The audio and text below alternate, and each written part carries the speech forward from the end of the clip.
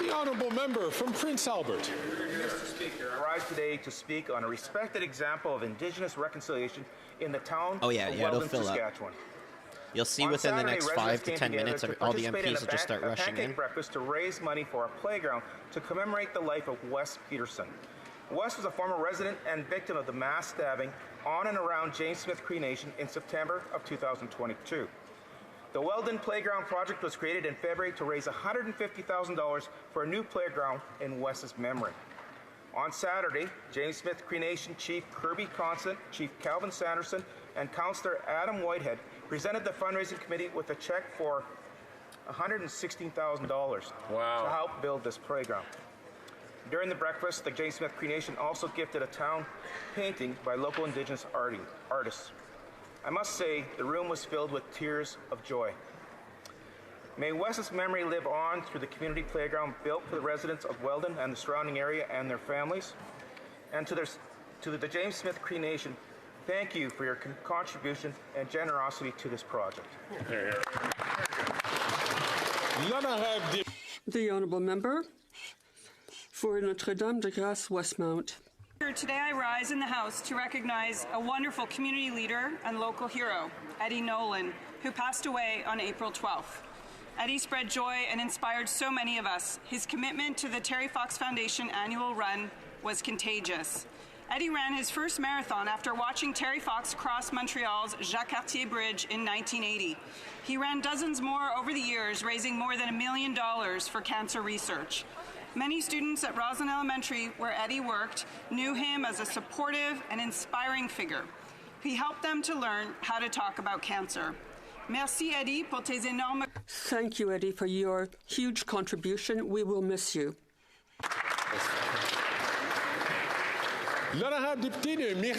The honourable member for Mirabel. Mr. Speaker, you know I've often said in this House that our business community has all kinds of talented people. You know about our maple syrup. I've been talking about that for a long time. But now I'd like to transport you to the universe of pastry. More particularly, I'd like to talk to you about a thriving business, Farine Chocolat. It was founded in 2025 and excels in the preparation of artisanal pastry. A winning strategy and a delicious one. And now, Mr. Speaker, I'm going to transport you again to Miami because in April there will be the American Cake Awards, which honors the best bakers in North America. And can you guess?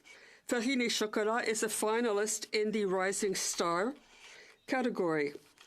We are so proud. On behalf of this House, I'd like to wish the whole Farine Chocolat team good luck, and we wish you the greatest success. The Honourable Member for Châteauguay-Lacolle. Thank you, Mr. Speaker. We had very good news yesterday in our 2024 budget, and we know just how important it is. This girl is the To worst. get young people to be able to reach their potential and contribute to their community, especially in agriculture. This is why I'd like to talk about how effective the Youth Employment Skills Program is. It is helping get these young people jobs in the agricultural sector in Châteauguay-Lacolle and soon in Jardin de Napierville. This program is highly appreciated by producers.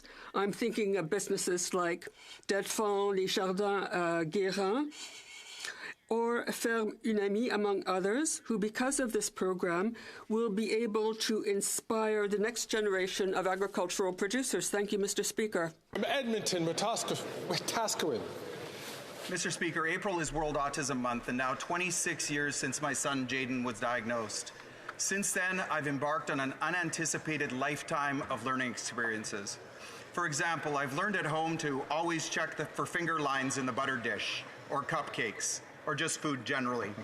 I've learned that an urgent ba ba ba ba ba in the car often means an iPhone left behind or a missed Google Maps turn.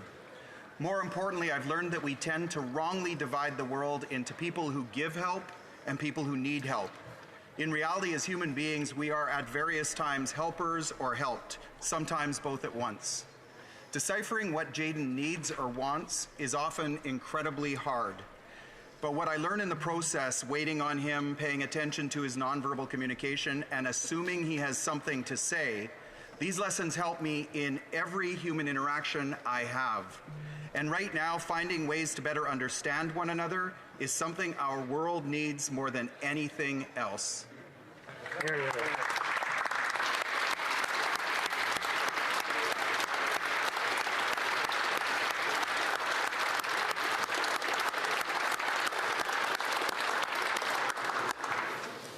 The honourable member from Vancouver Granville.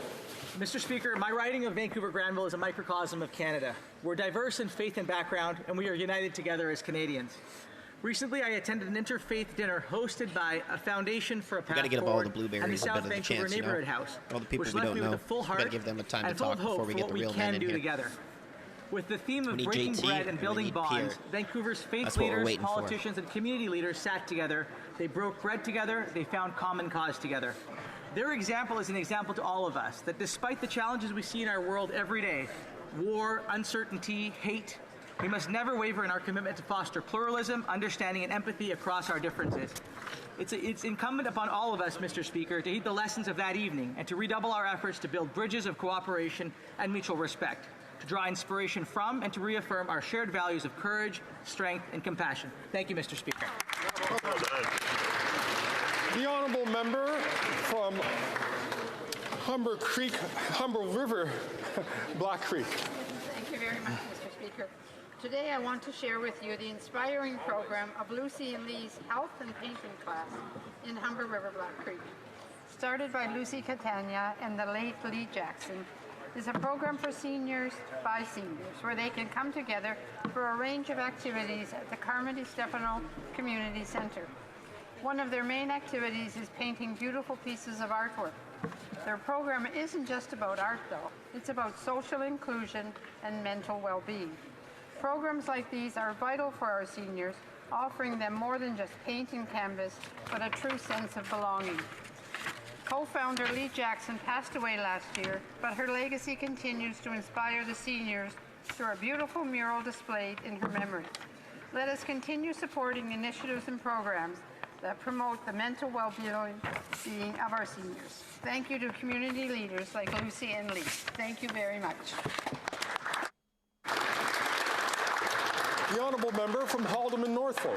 Mr. Speaker, it has been confirmed that this government broke the rules by giving preferential treatment to their Liberal friends at McKinsey & Company. The procurement ombudsman has found that the government did in fact favour McKinsey, a firm that has received over $100 million of government contracts, even changing the eligibility requirements to make sure that McKinsey was selected. Trudeau it was this Prime Minister's friend, Dominic Barton, then CEO of McKinsey, that recommended the creation of this $35 billion Canada Infrastructure Bank, which then awarded $1.5 million in contract to McKinsey. While this Prime Minister rewards his Liberal friends with cushy consulting jobs, Canadians are faced with out-of-control rent and mortgages and are choosing between eating and heating their homes. This Liberal government is not worth the cost and not worth the corruption. Conservatives will end the corruption and fire high-priced Liberal consultants. The honourable member from Whitby. Mr. Speaker, it was deeply disheartening earlier this month to witness the Premier of Ontario resorting to personal attacks instead of addressing the pressing need for a Whitby hospital. My constituents have shared distressing tales of loved ones enduring agonizing waits for essential care.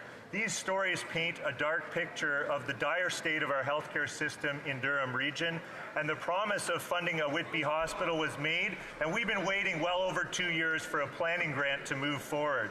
The failure of the province to allocate necessary resources for this vital healthcare project comes on the heels of our government investing over $80 billion in Ontario's healthcare system. The need for a fully equipped hospital in Whitby is not going away. In fact, it's getting more pressing and urgent every day. I will always advocate for families in my riding so our loved ones can get the health care that they deserve. The The honourable member from Saskatoon West. Mr. Speaker, after 8 years, this NDP Liberal government simply isn't worth the cost. On April 1st, they raised the carbon tax by 23%. This hits our farmers and our food industry particularly hard. Canadians understand that when farmers, truckers, and processors pay thousands of dollars in carbon tax, this makes the food we buy more expensive. Canadians are paying way too much at the grocery store for their food. Another 2 million Canadians are visiting food banks each month just to feed their families because they can no longer afford groceries. Conservatives are fighting against the NDP Liberal government every day to lower the price of groceries and bring tax relief for Canadians. That's why Conservatives brought in Bill C-234 to remove the carbon tax on Canadian farmers. However, the Prime Minister's hand-picked senators have gutted this bill, and NDP and Liberal MPs have worked very hard to keep the carbon tax on food. It's time to axe the tax on farmers and food by immediately passing Bill C-234 in its original form. Let's axe the tax and bring it home. All right, we're getting filled up here. From Yorkton, Melville. Yesterday's budget just offered more of the same after 9 years of this NDP Liberal government. It was the worst news possible for Canadians struggling to buy food, heat their homes, and save for a down payment. This Prime Minister just won't listen to Canadians. He won't stop adding to his inflationary deficits that balloon interest rates. He won't stop putting social programs and jobs at risk. Andrew? The $54 billion to be spent on debt interest surpasses federal health care spending. And he won't axe the carbon tax on farmers and food. This budget is about to make life a whole lot worse for Canadians, and their message to this Prime Minister is clear. Too far gone. I totally agree. Stop the out-of-control spending, deficits, inflation, and tax hikes that are forcing struggling people over the edge. Doesn't really do anything. This budget, this government, this Prime Minister is not worth the cost to any generation. It's time for common sense Conservatives to clean up the mess and govern with common sense for Canadians. The honourable member from Fredericton.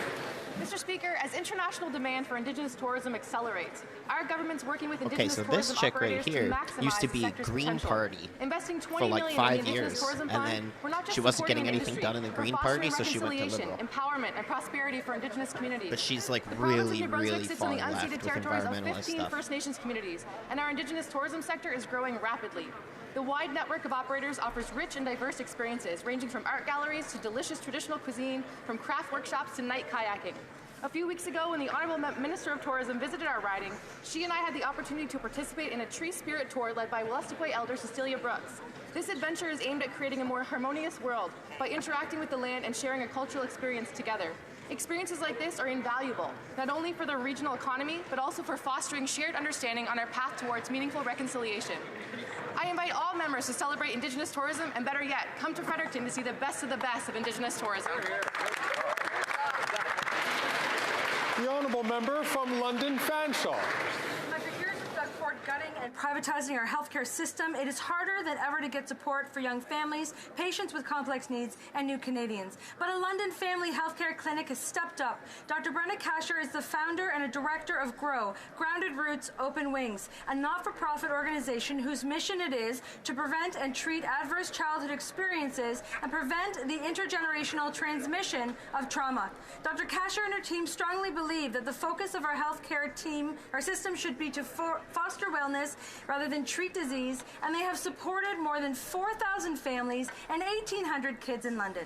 Most of their patients are low-income families and newcomers that don't have access to a family doctor and cannot access services like breastfeeding support, postpartum counseling, systems navigation, and so much more. Dr. Kasher and her incredible team are the healthcare heroes fighting for patients, unlike our current Conservative provincial government. And we need to do more to deliver healthcare in a holistic way that puts people before profits. The Honourable Member for Manicouagan. Mr. Speaker, today I'd like to pay tribute to Mr. Côté and Mr. Paul Brisson, who died recently. From Bergeron, this gentleman spent most of his life in Bécomo, where he left a mark. He leaves a considerable legacy in the North Shore. He was one of the founders of the Bécomo newspaper. He founded or co-founded all kinds of monthly publications. He was recognized in 2010 when he received the Order of Monthly Publications of Quebec. He worked his entire life for press freedom and to increase the press's presence in our region. To his loved ones and to his family of those in the publishing industry, I'd like to recognize him. Thank you, Mr. Speaker. From Calgary, Forest Lawn. After saying budgets balance themselves, this incompetent Liberal NDP Prime Minister delivered his 8th inflationary budget that raised taxes and deficits. He poured $40 billion of new inflationary fuel on the fire he started.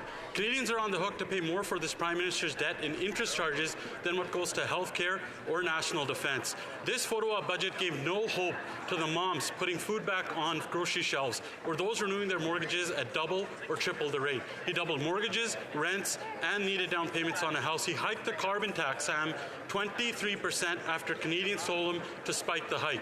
He's not worth the cost. It's time for a carbon tax election. The NDP need to stop protecting their leader's pension and propping up this corrupt Prime Minister. Let Canadians decide whether they want more Liberal NDP corruption and more of the same, or a common-sense Conservative government that will axe the tax, build the homes, fix the budget, and stop the crime. Let's bring it home.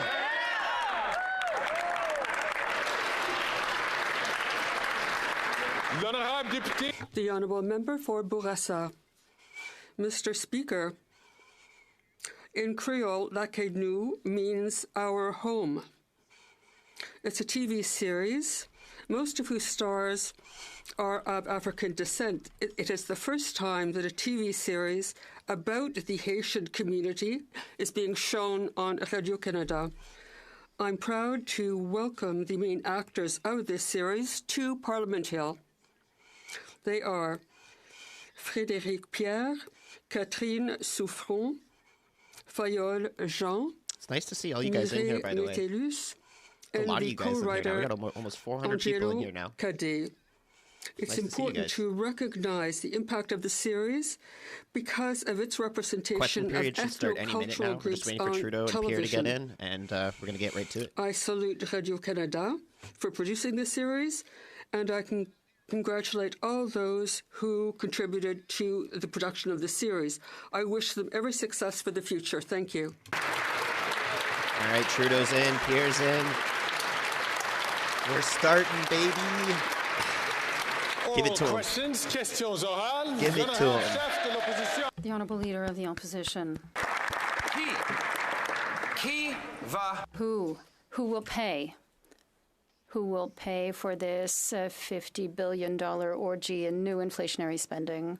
It's not going to be those who are able to hide their wealth, nor the billionaires who invite the Prime Minister to private islands. They'll hide their money. Who will pay? The same person as always. You will pay. You who are losing your homes because of the rising interest rates. You, the ones who are paying too much taxes, who can't feed your kids. Why pay for him?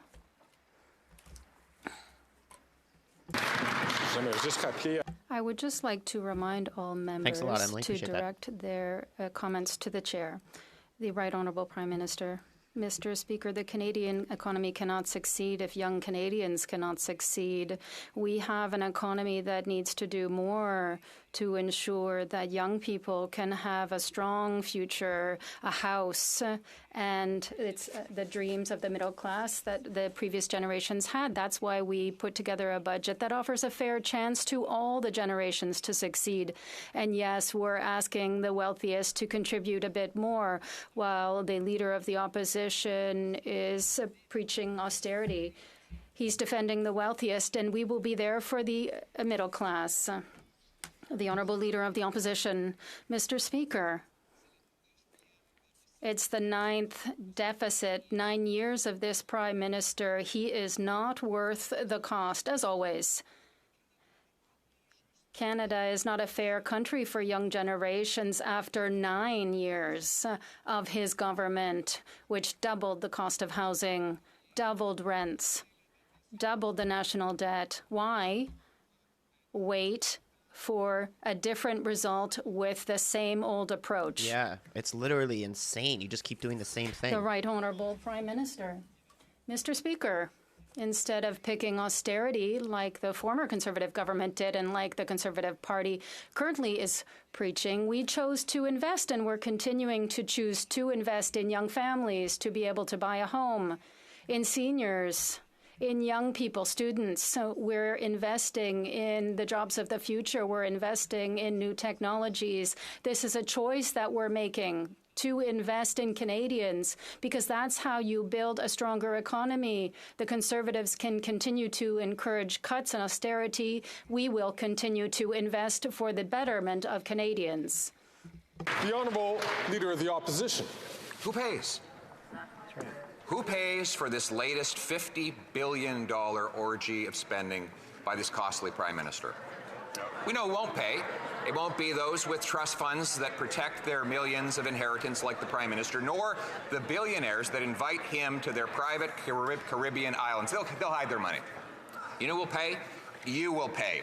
You, the welder or waitress who can't pay your mortgage because he's inflated the mortgage rates. You will pay because he carbon taxed your food and now you can't feed your kids. Why should you pay for him? For real.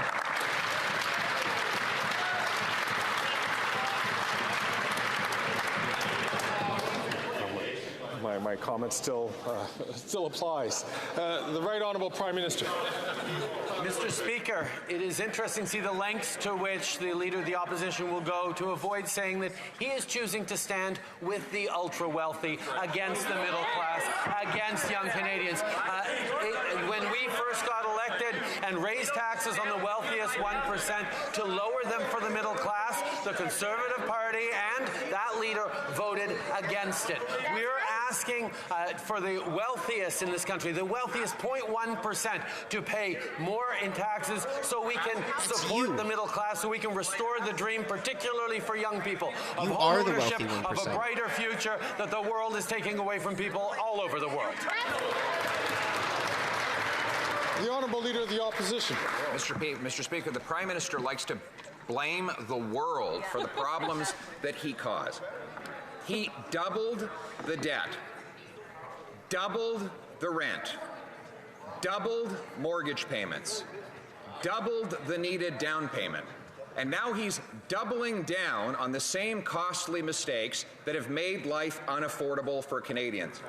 When will this Prime Minister realize that he's not worth the cost and that repeating the same thing 9 times and expecting a different result is the definition of insanity? Yes, thank you. That's what I said before. It's insane. It's literally insane. The right Honourable Prime Minister.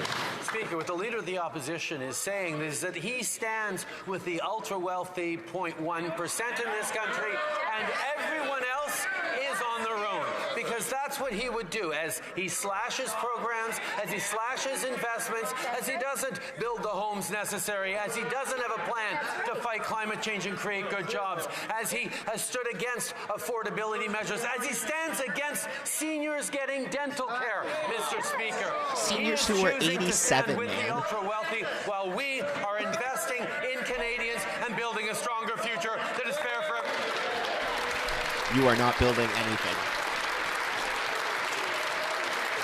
Get him, Pierre. Get him. The Honourable Leader of the Opposition. Mr. Speaker, he is the ultra-wealthy. He hid his family fortune in a tax-sheltered trust fund so he wouldn't have to pay the same tax as everyone else. He vacations with the ultra-wealthy on their private islands in tax-preferred locations where they can hide their money and avoid paying their fair share here in Canada. And now he's paying off the ultra-wealthy by spending $54 billion on debt interest, more than on health care. Why give more money to the ultra-wealthy bankers and bondholders instead of the nurses and doctors?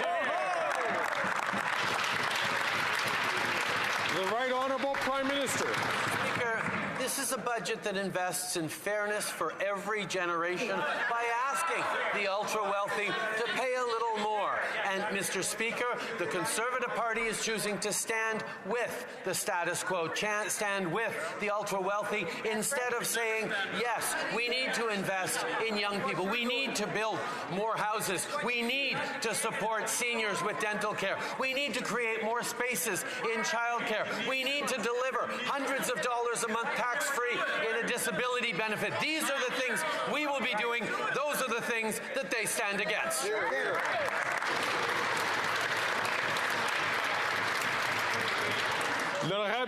The Honourable Member for Beloeil-Chambly. Mr. Speaker, childcare is Quebec's and provincial jurisdiction. Dental insurance is Quebec's and the province's.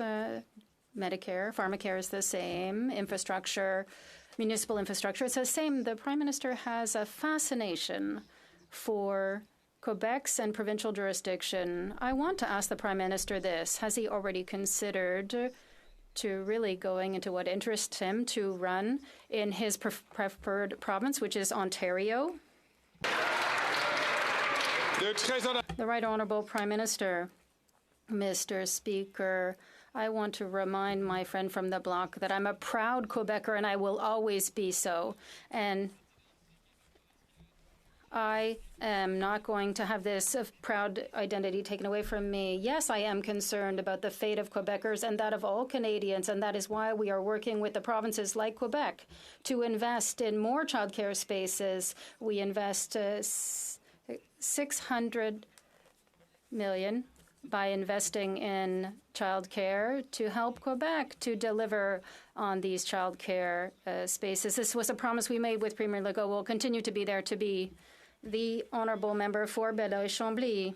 I'm not convinced that the Quebec government is saying the same thing as the Prime Minister of Canada is. And I'm still proud to be a Quebecer, but in my case, I'm so proud that I have confidence in Quebec, and I think that this should be a country. And I'm not sure that he has the same amount of confidence. Can the Prime Minister recognize that all these interferences in Quebec and provincial areas of jurisdiction are funded exclusively by the everlasting fiscal imbalance? The Right Honourable Prime Minister. Mr. Speaker, I am so proud to be a Quebecer that I find my place in Canada like all Quebecers do. We are proud to be Canadians and to be Quebecers, and for most of us, there is no choice to be made between the two. We can be proud of being Quebecer and a Canadian at the same time. We will continue to be there to invest hand in hand along with the province of Quebec to deliver for Quebec, as we do with our partners across the country. But in fact, Quebec is often ahead when it comes to social issues and social programs and investing. And that's why we model much of what we do on what is being done in Quebec. The Honourable Member from Burnaby South. Young people see right through this Prime Minister. They know they're getting ripped off, and they know the reason for it. Today, rent is doubled, grocery prices are sky high, and we're paying some of the highest cell phone bills in the world. The reason is because of corporate greed. This Prime Minister refuses to take it on, and the Conservatives, they're afraid anytime we mention corporate greed because they want to defend those corporations. So when will the Liberals finally take on...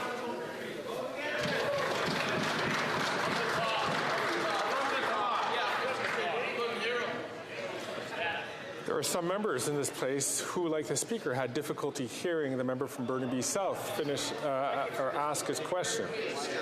So I'm going to ask the Honourable Member from Burnaby South to start again his question, but I'm going to ask all members on all sides of the House to please hold yourselves until you have the opportunity to be recognized by the Speaker to ask your question or to answer the question.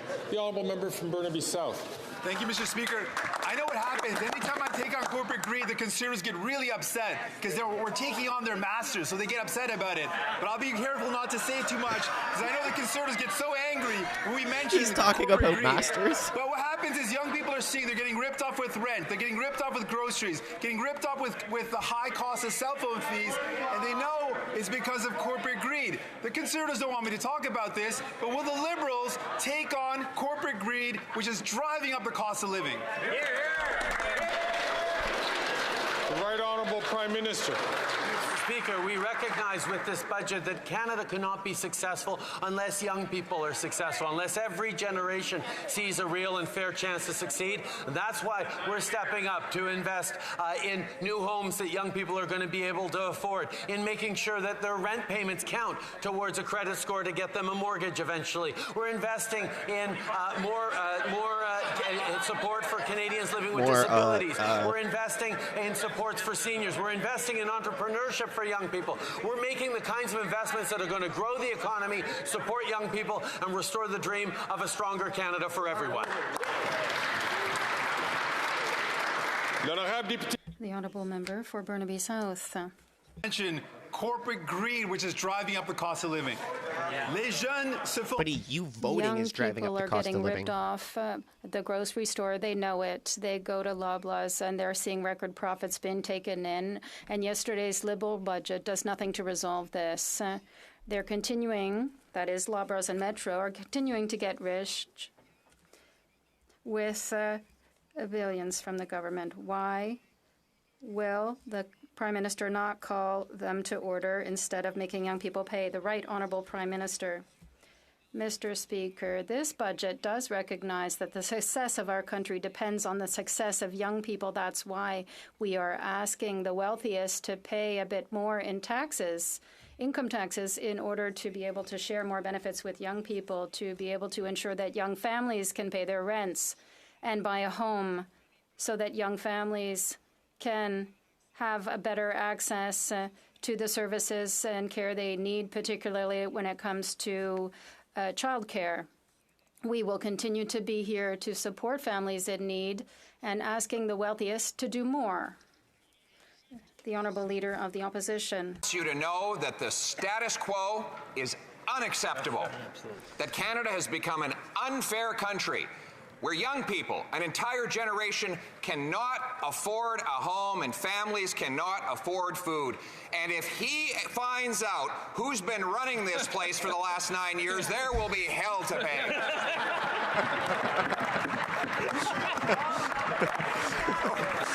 Will the Prime Minister complete his investigation and tell us who's been in charge for the last decade?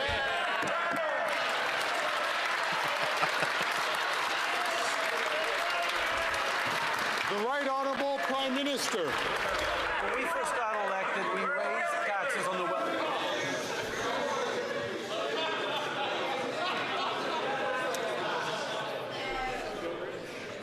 The Right Honourable Prime Minister. Mr. Speaker, when we got elected, first thing we did was raise taxes on the wealthiest 1% and lower them for the middle class, a measure that the Conservative Party voted against.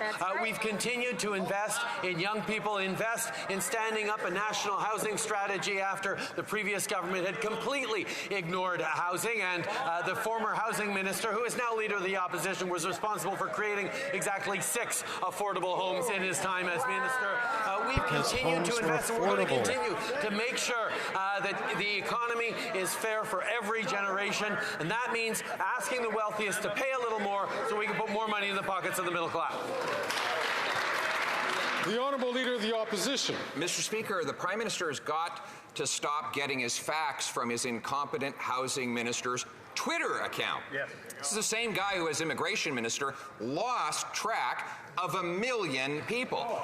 When I was housing minister, we built 92,782 new apartment units with an average rent of $973. How many apartments will the Prime Minister build at the price of $972 a month this year? Hear, hear. The Right Honourable Prime Minister. Mr. Speaker, our housing plan is the most ambitious and comprehensive in Canada's history and will unlock close to 4 million homes by 2031. This happens because we're working with municipalities, we're working with provinces to increase the levels of ambition. We've put out the most comprehensive and ambitious housing plan this country has ever seen, because we know that making sure that young people can afford a home, making sure we change the way homes are built in this country, is about building a stronger future for everyone in this country. That's what fairness for every generation looks like. That's what this government is focused on, while they're focused on cuts. The Honourable Leader of the Opposition. Well, we will cut the rent. When I was Minister of Housing, we paid half as much for rent in Canada that we pay today. And on that question of his ambitious housing plan, I decided to read all about it in their 2015 platform. They said, "We will make it easier for Canadians to find an affordable place to call home." That was 9 years ago. Wow. They doubled the cost since that promise was made, and then they repeated the promise yesterday. Why do we expect the same promise with the same programs and the same Prime Minister to be kept this time? The Right Honourable Prime Minister. I was in Vancouver a few weeks ago to speak with young people about the fact that we're supporting renters with greater protections and making sure that the money they spend every month on rent actually gets counted in their credit score so they can help get a mortgage. He seems to think like he invented this. This has been around for before you were Prime Minister. Rent counts towards credit. You just have to apply for it. By reforming zoning, by lowering costs of home building, by using public lands and vacant government offices for housing. We're making it easier to save up for a tax-free, for a down payment. We're helping end chronic homelessness and make homes more affordable. We're going to continue doing the work. Is he okay? He can't even get his points out. Oh, he's going to turn public buildings and land into housing. Wonder where he got that idea. Actually, it was, let me quote, "We will conduct an inventory of all federal lands and buildings that could be repurposed and make some of these lands available at low cost for affordable housing." That is from his 2015 budget. And now, 9 years later, he can only point to 13 homes on those public lands. And yesterday, he promised a rapid review of all the federal land portfolios. Rapid review. How rapid? Another 9 years? The Right Honourable Prime Minister. Mr. Speaker, we made a choice. We made a choice to invest in Canadians, and that started when we took office because the previous government had not invested in Canadians, continued to choose He's still blaming Harper. Services, 9 years later, it's Harper's fault. Austerity over the kinds of investments that a confident country should be making in its citizens. And that's where we have stepped up, and that's where we are stepping up right now to make sure that young people have the opportunities to build a strong future themselves by asking the wealthiest 0.1% to pay more in taxes. Unfortunately, the Leader of the Opposition continues to stand with the ultra-wealthy while we stand with... The Honourable Leader of the Opposition. Named immigration for housing costs and the immigration minister who caused it all. Then he made that minister responsible for housing. Since that time, that minister has a $4 billion housing accelerator that he admits will not build any homes. No specific homes. And in fact, since it began, housing starts have gone down this year, and his housing agency says they'll go down next year and the year after that. How is it the Prime Minister can spend $4 billion on a housing accelerator that decelerates home building? Only the Liberal government could do that. Speaker, I'm happy to talk about the housing accelerator because it stands in direct contrast with any plan that the Leader of the Opposition has put forward to pick fights with municipalities and provinces on housing. We're actually stepping up with investments that are allowing for more densification, for 4 units as of right, to make sure there's better use of public lands, including by municipalities and provinces, by making sure we're changing the math around building affordable homes to unlock millions of homes over the coming years. This is the work that we're doing right across the country with people who are ambitious about solving the housing crisis. If the Leader of the Opposition doesn't want to help solve it, he needs to keep getting out of the way. The Honourable Leader of the Opposition. Well, it was solved when rent was $973 a month, Mr. Speaker, until he came along. But more proof that he is not worth the cost after 9 years. He's blaming the whole world. If the world is to blame for the housing problems in Canada, then why is it that housing here is 50 to 75% more expensive than in the United States? Why is it that housing costs have risen faster than in any other G7 country relative to incomes? Why is it that we have the fewest homes per capita despite having the most land and the most lumber? Why? Is it him? The The Right Honourable Prime Minister. Mr. Speaker, the member opposite well knows that Canada's population is growing faster than our fellow countries around the world, and that is a good thing. It is a good thing that we continue to draw in people to be successful in this country. It is also extremely important that we recognize that even as the world is faced with challenges around inflation, disrupted supply chains, getting over the pandemic, conflicts and shifting geopolitics, Canada is actually on solider footing fiscally than any of our other G7 partners, with a lower debt to GDP ratio, a lower deficit, and a continued focus on creating the jobs and the future that Canadians need. The Honourable Member for Beloit-Chambly. Mr. Speaker, in the budget, the Prime Minister has to recognize that really important subjects to people are under Quebec and provincial jurisdiction. He is therefore using the fiscal imbalance where there's much more money than he should get, and Quebec and the provinces have less. Does he recognize that in order to complete his exercise on the backs of the Quebec and the provinces, he is using the federal spending power put in place by former Prime Minister Trudeau? The Right Honourable Prime Minister. Mr. Speaker, while the Bloc Québécois continues to meddle and squabble, we're working hand in hand with the Quebec government with our Housing Accelerator Fund in which we have invested across the country with Quebec because Quebec was prepared to work ambitiously with us. We were able to invest $900 million, and which Quebec doubled in order to be able to invest in housing. That's the kind of partnership that will deliver for Quebecers. It's a model for the other provinces as well, because we will be there to deliver for housing and other units across the country. The Honourable Member for Beloit-Chambly.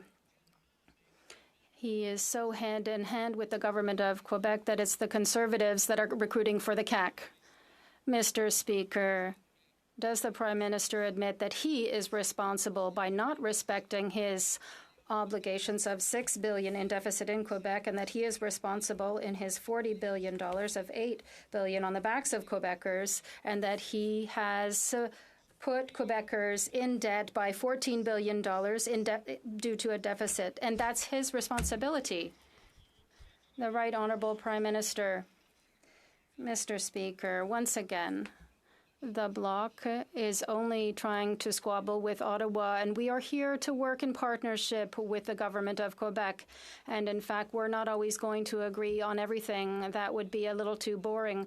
We need to have some kind of creative tension.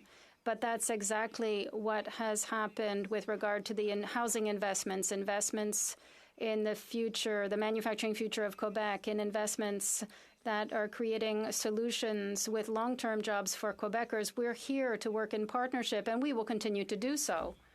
The Honourable Leader of the Opposition.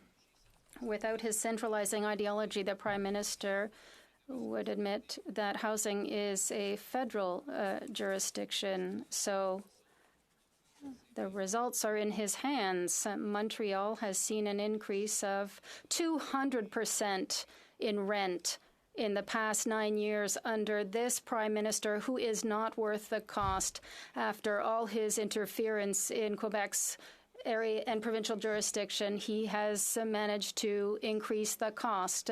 Will he take this responsibility and the blame personally for having increased the cost of housing? The Right Honourable Prime Minister. Mr. Speaker, we see quite clearly the Conservative leader's philosophy. It's that to stand with the wealthiest and to tell everyone else, well, you're alone. We're not going to be there to support you. That is what he says when he pushes austerity and cuts. We have chosen to work in partnership with the Mayor of Montreal, with the Premier of Quebec, with the premiers across the country in order to work together to build housing, to respond to the pressures that we're experiencing in Canada as elsewhere in the world. We are here to create a stronger and more fair future for the next generations. That's what this budget is doing. The Honourable Leader of the Opposition. Says that this is all about fairness.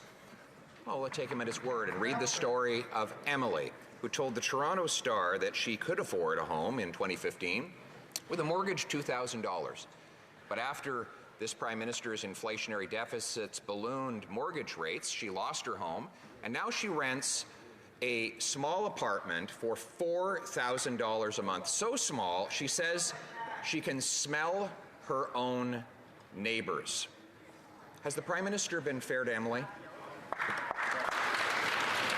The Right Honourable Prime Minister. Mr. Speaker, our economy can't succeed unless young people are successful, and that's why the focus in this budget is on fairness for every generation, which is why we are asking the wealthiest 0.1% to pay more in taxes to be able to support families like Emily's and others across the country that have lost the dream of home ownership because of the way the global economy is going, because of pressures that they're living.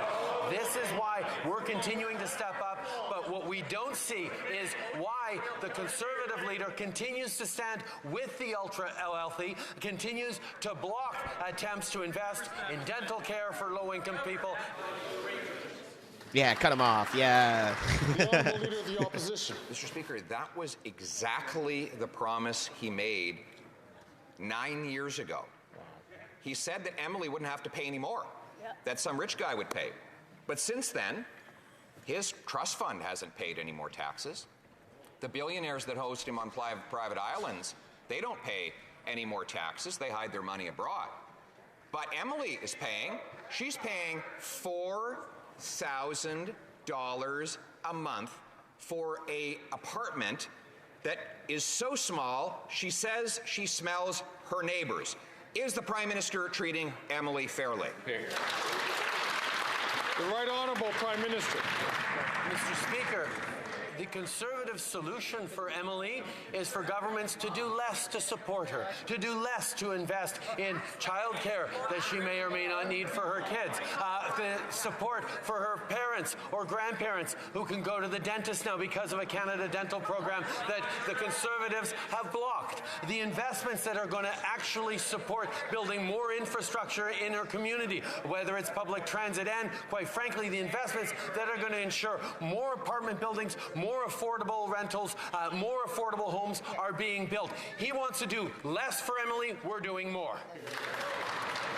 The Honourable Leader of the Opposition. Mr. Speaker, in 2015, Emily had a home with a mortgage payment of $2,000. Now, she has an apartment with a rental payment of $4,000. How can he possibly suggest that she's better off paying twice as much to rent a place than she was under Conservatives owning one? The Right Honourable Prime Minister. Speaker, how can the leader of the Conservative Party actually believe that doing less to invest in Emily's future is of help to her? He is standing here continuing to push for austerity and cuts to programs and cuts to the kinds of supports that, yes, Canadians need more than ever before because the world is a much more challenging place. That is why we're continuing to step up. That's why we're asking the wealthiest 0.1% to pay a little more, something that he is standing against, that he will be voting against because he's still in the pockets of the ultra-wealthy instead of focusing on Canadians who need it. The Honourable Member from Burnaby South. Young Canadians have heard the Prime Minister's broken Just promises soft for food, years. Florence. 7 years ago, he promised That's to fix hilarious. the housing crisis. But what did he do? He built luxury apartments that no one can afford. He let speculators drive up the cost of homes. We know that he's never had to worry about making the rent. So my question for the Prime Minister is this. Does he regret the bad decisions he's made that's got us into this mess? Right Honourable Prime Minister. Mr. Speaker, in 2017, we created the National Housing Strategy, which put millions of families into homes across the country. We've continued to step up with investments, including last year with the Housing Accelerator that has delivered increased densification and going to be building thousands upon thousands of homes over the coming years. And we're continuing to step up in this budget, which is focused on fairness for every generation, to make sure that young people can again see a pathway to home ownership, can be able to afford rents in the cities in which they work. These are things that we're continuing to do because Canadians need it. The Honourable Member from Burnaby South. There is something very wrong when a Prime Minister doesn't have a problem keeping the Conservatives' $60 billion corporate handout, but denies Indigenous children the dignity of safe housing and decent schools. And the communities the same access to good roads you vote with him. And clean water. How can the Prime Minister look Indigenous people in the eyes after putting the greed of CEOs in front of the need of Indigenous families? Hear, hear. The Right Honourable Prime Minister. Mr. Speaker, we've continued to step up over the past years for reconciliation and investing in Indigenous communities. This budget has put aside $1 billion more on top of all the investments we've made for Indigenous housing. That's part of the $9 billion investments we're talking about for Indigenous communities over the coming years. We know there's always more to do, but we will be there hand in hand with Indigenous communities and leadership to make sure we're closing the gaps and building the strong future that is part of the journey of reconciliation. The Honourable Member from Brampton South. Mr. Speaker, too many children are going to school on empty stomachs, and that is not fair. It was our Liberal government who enhanced the Canada Child Benefit, brought forward $10 day childcare, and many other sports Canadian families rely on. Can the Prime Minister inform this House of the next steps of our plan to support middle-class families getting ahead? Great question. The Right Honourable Prime Minister. Mr. Speaker, I thank the member for Brampton South for her question and for her hard work. While the opposition leader is taking cues from his lobbyist entourage on how to make the rich richer, we're investing in programs to help middle-class Canadians. Yesterday's budget includes a national school food program. It's expected to provide meals for more than 400,000 kids a year and save the average family as much as $800 per year in grocery costs. This is what the Conservative leader has already announced he'll be voting against. The Honourable Leader of the Opposition. And after 9 years and much spent, not a single meal served. What he has served up is a tax on the food of the very children he claims to want to help. A tax that will cost every single middle-class family more than they get back in rebates, according to a scientific study by the Parliamentary Budget Officer. A tax he increased by 23%. If he really wants to stop the hunger for 1 in 4 kids in schools today, will he axe the tax? The Right Honourable Prime Minister.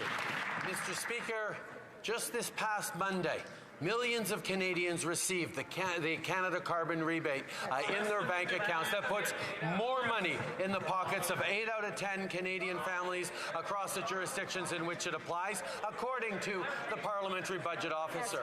8 out of 10 families, which is middle class and lower income families. But the Leader of the Opposition chooses to stand once again with the wealthiest families, the ones with big indoor swimming pools and 9 big cars. Those are the things they're choosing to That's you.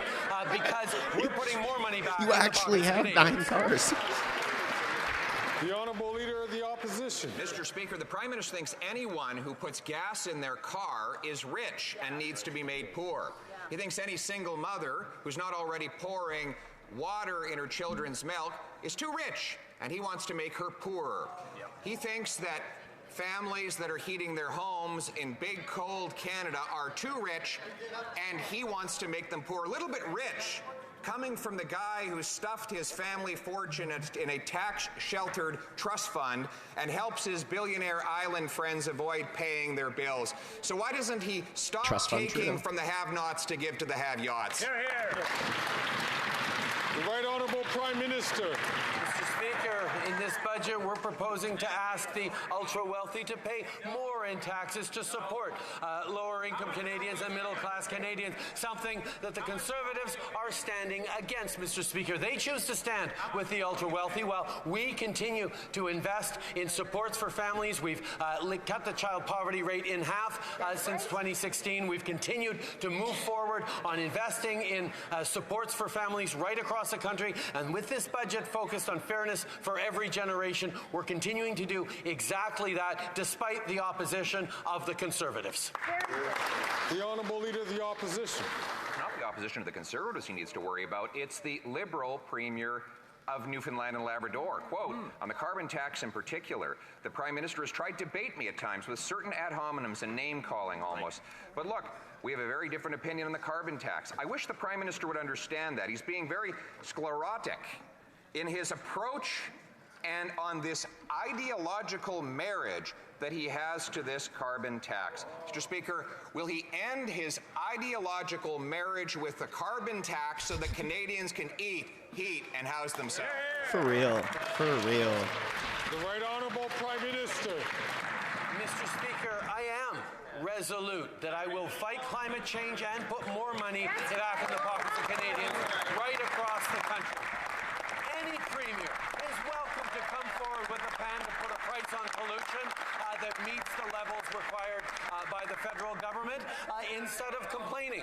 But that is what we will continue to do. We will ensure that a price on pollution that puts more money back in the pockets of 8 out of 10 Canadians, including in Newfoundland and Labrador, continues to be in place right across the country, because that's what Canadians need for a stronger future and for affordability. The Honourable Leader of the Opposition. Mr. Speaker, the Parliamentary Budget Officer confirms, in fact, that 6 out of 10 Canadians pay more in carbon tax than they get back in rebates. 100% of middle class or middle quintile Canadians pay more in tax than they get back, with it being especially bad for rural and suburban Canadians. And now we have 2-year highs in gas prices all across Ontario. Ontarians punished because of a 23% carbon tax. They can thank him every time they fill up the tank. Why won't he axe the tax so that Ontarians can afford to drive to work? The Right Honourable Prime Minister. Mr. Speaker, Ontario is an excellent example of a jurisdiction that chose to move forward with its own cap-and-trade system so they would not be subject to the federal carbon pricing backstop. But it was the choice of a Conservative premier to scrap the carbon pricing system that they had that took on the federal carbon pricing backstop. But that's not all bad, Mr. Speaker, because that actually puts more money in the pockets of 8 out of 10 Ontarian families, which is something that the Parliamentary Budget Officer has confirmed repeatedly. Mr. Speaker, we're fighting climate change and putting more money back. That doesn't make any sense. If 8 out of 10 Canadians get more money back, why would they just keep doing the same thing? The Honourable Member for Belleuil-Chambly. Why would they stop driving? Mr. Speaker, if they're getting money back. Not only, I don't believe that the Prime Minister is going hand in hand with Quebec, but instead I believe that he has his hand in Quebecers' pockets. He's grossly taking advantage of the power to spend, the fiscal imbalance, and he's creating a huge deficit that Quebecers will have to be paying off for generations, with his only goal being to save his electoral skin. I want to say very clearly that I am denouncing this government and budget as a representative of Quebecers. The Right Honourable Prime Minister, it deeply wounds and surprises me to hear the Bloc Québécois denouncing a federal government. How shocking! This has been their job for decades. Mr. Speaker, we will continue to invest throughout Canada, including in Quebec, with a partnership with the Government of Quebec, to ensure that we build more housing, to invest in the healthcare system, to support Quebec's work in offering a healthcare system. We will be there to offer more childcare, to give funds to offer more childcare spots. We are partners in the well-being of Quebecers and all Canadians. The Honourable Member for Belleuil-Chambly. Well, Mr. Speaker, I'm not going to spend much time explaining to the PM what the function of an opposition is, especially since it comes very naturally to a Quebecer. The Prime Minister interferes with everything in Quebec's jurisdiction, and when Quebec wants to use a tiny piece of the Constitution, the notwithstanding clause, to protect its own jurisdiction, well, it's a scandal in the eyes of the Liberals. This Prime Minister is taking advantage of his powers to harm Quebec, and I will continue to denounce it. The Right Honourable Prime Minister. Mr. Speaker, I will continue as a member for Quebec to exercise my responsibilities, and also as Prime Minister of Canada. I will invest to help Canadians throughout the country. And that includes investing to create more housing in Quebec, investing in a partnership for health, to invest in opportunities for Quebecers in the years to come, invest in good jobs, good careers, in a green economy. We will be here to invest throughout the country. But the Bloc Québécois, for their part, doesn't like it. Opposition. Même un ancien. The Honourable Leader of the Opposition. Even a former NDP leader has more common sense than this Prime Minister and the current NDP leader. Tom Mulcair noted yesterday that this government will use $54.1 billion on interest payments. That means servicing the interest and payments to bankers. So that's all of the money that people pay on the GST. Everything people are paying for GST is not being used for services. It's being sent to the bankers. Does the Prime Minister really think that's okay? The Right Honourable Prime Minister. Interestingly, like the Conservative Party, Thomas Mulcair was against hiking taxes on the 1% and reducing them for the middle class, as we did in 2015. And we will continue to invest to help the middle class. You're not helping anything besides yourself. Meanwhile, the Conservative Party continues to promote austerity, cuts, and it continues to help the wealthy. We, for our part, will be there to offer a fair shot at opportunity for all generations, especially youth. The opposition. Mr. Speaker, austerity is what people are living every day when they can't afford to eat, heat, or house themselves after 9 years of this Prime Minister. But when they pay the GST, they assume that they're getting something in return. It turns out that they pay $54.1 billion in GST, and it costs them $54.1 billion in interest on the national debt. Does the Prime Minister realize that not one penny from the money Canadians pay in GST goes to valuable services?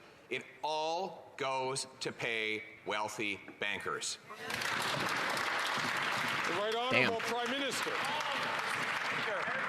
Once again, in the face of the challenges Canadians are struggling with every single day, the solution by the Conservatives is for government to do less, to invest stop spending, less in supporting Canadians, less for seniors and dental care, yes, less for child care spaces, less to invest in medical supports and in health care, less to invest in building more homes. The solution proposed by the Conservatives is for government to do less for Canadians. We're continuing to invest in people responsibly with the best, lowest debt to GDP in the G7. We will continue. Yeah, cut them off. Leader of the Opposition. Less for bankers and bondholders, Mr. Speaker. More for doctors and nurses. This year, for the first time in over a generation, the federal government will spend more on interest for the national debt than we do on health care, after he doubled the size of the debt and grew health spending slower than the previous Conservative government. Why is it that he wants to give $54 billion hard-earned Canadian tax dollars to wealthy bankers and bondholders and not doctors and nurses? The Right Honourable Prime Minister. Speaker, that would perhaps be a more credible partisan argument if it wasn't for the fact that the Conservative Party consistently stood against investments to support Canadians. The dental care program we're putting forward that's going to help already the 1.7 million seniors who've signed up, the Conservatives have not only voted against, but are busy spreading misinformation around the country to try and scare people out of that program for partisan gains. The fact is, we're going to continue to invest in child care spaces because that helps families. We're going to continue to invest in in supporting students so they have less debts. We're going to build more homes. They want The Honourable Member for Vaudreuil-Soulanges. Mr. Speaker, Canada's entrepreneurs and skilled workers are our biggest resource. We need to take advantage of their ideas, innovation, and hard work in order to keep our position at the head of the world's advanced economies. Can the Prime Minister tell the House about the new measures in the budget which will support not only our workers, but also the Canadian economy. The Right Honourable Prime Minister. Mr. Speaker, I'd like to thank the member for Vaudreuil-Soulanges for his question and his hard work. Yesterday's budget included clear commitments to invest in our future and in the talents of Canadian workers. However, the Conservative leader said that he will be voting against supporting Canadian clean tech businesses, that he will be voting against our investments in AI, that he will be voting against people who are working in our EV supply chains. We are investing to help all Canadians succeed in the 21st century, but the leader of the opposition wants to bring us back to the Stone Age. The Honourable Leader of the Opposition. Mr. Speaker, David Dodge, proud Liberal and former Liberal appointee as Governor of the Central Bank, said that this would be the worst budget in over 40 years. It turned out he was right. We've had John Manley, who said the Prime Minister is pushing on the inflationary gas pedal, Manley being a former Liberal finance minister. Now we even have Bill Morneau condemning the government of which he was the former finance minister. Mr. Speaker, why is it that so many Liberals have come to the conclusion that this Prime Minister is not worth the cost? The Right Honourable Prime Minister. Mr. Speaker, there are people like the Conservative Party of Canada that are going to choose to stand with the ultra-wealthy and not stand with young people who need better supports as we ensure more housing, more investments, more opportunities for them to succeed in an economy that is increasingly tilted towards the ultra-wealthy, away from young people and the middle class. That's why we're going to continue to step up and put money in the pockets of Canadians who need it by asking the wealthiest to pay a little bit more, something the Conservatives will continue to stand against because they stand with the ultra-wealthy. The Honourable Leader of the Opposition. Mr. Speaker, all the adults in the Liberal and NDP parties are saying that this budget is irresponsible. We have John Manley, former Liberal finance minister, saying this Prime Minister is pushing on the inflationary gas pedal. David Dodge, renowned Liberal, is saying it could be the worst budget in 4 decades. Bill Morneau, remember him? And before he became Bill No More, he said that this is a troubling budget, and even Tom Mulcair says that there's too much going to debt interest. Isn't this like the NDP Liberal marriage? The parents went away and the rambunctious, restless kids went and trashed the place?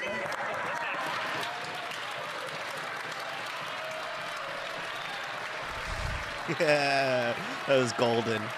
That was pretty good.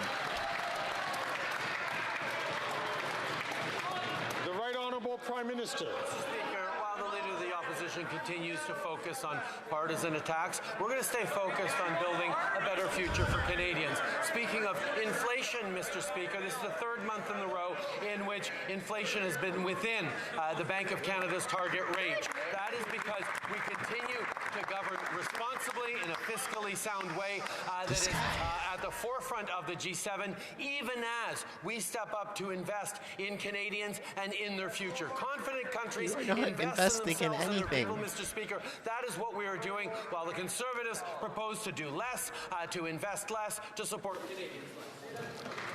The Honourable Leader of the Opposition. Speaker, it's not me that's doing personal or partisan attacks against this Prime Minister's agenda.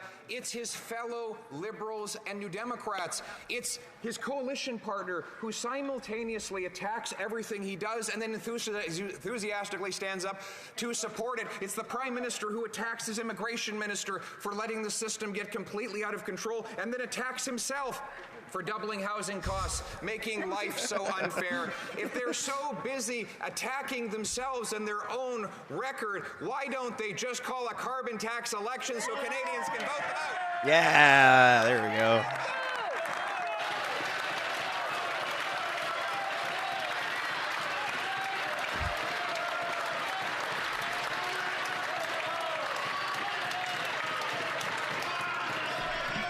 The Right Honourable Prime Minister. Speaker. Excuse me. The Right Honourable Prime Minister. Mr. Speaker, this government is making the choice to invest in a fairer future for all Canadians, for every generation. That is the choice we're making. Now, the Conservatives are continuing to choose to stand with the wealthiest in this country, choose to do less to invest in childcare, less to invest in solving the housing crisis, less to support young people across the country who need to feel the opportunities they can build in the future again. We will continue to be there to put money in the pockets of Canadians, to put homes in their communities, to build a stronger future for them and their families, while the Conservatives continue to promote cuts and austerity. That's right. The Honourable Member from Calgary Skyview. Mr. Speaker, I've been hearing from young people in my riding that home ownership is just out of reach. Can I ask Honourable Members please to listen to their whips so that we could listen to the question. The Honourable Member from Calgary Skyview from the top. Mr. Speaker, I've been hearing from young people in my riding that home ownership is just out of reach. Our 2024 budget puts forward the government housing plan to build more affordable homes faster and making it more affordable to buy or rent. Can the Prime Minister please share with this House how the government plans to support young people? The Right Honourable Prime Minister. Mr. Speaker, I thank the member for Calgary Skyview for his continued advocacy and his hard work. We've put forward the most ambitious housing plan in generations. Our plan will help build more student housing on or by campus, link infrastructure dollars to housing conditions to ensure new apartments are built near public transit, make it easier to save up for a down payment and qualify for a mortgage. While the leader opposite has no real plan, we are delivering for Canadians. That's right. The Honourable Member from Port Moody Coquitlam. $200 a month? That's what the Liberal government thinks Canadians with disabilities are worth. The Liberals said that their long overdue Canada Disability Benefit would end poverty for persons with disabilities. But what they've offered isn't even enough for groceries for a month. Exactly. Yet, the Liberals did manage to keep giving $60 billion to rich corporations, just like the Conservatives before them. It's unacceptable.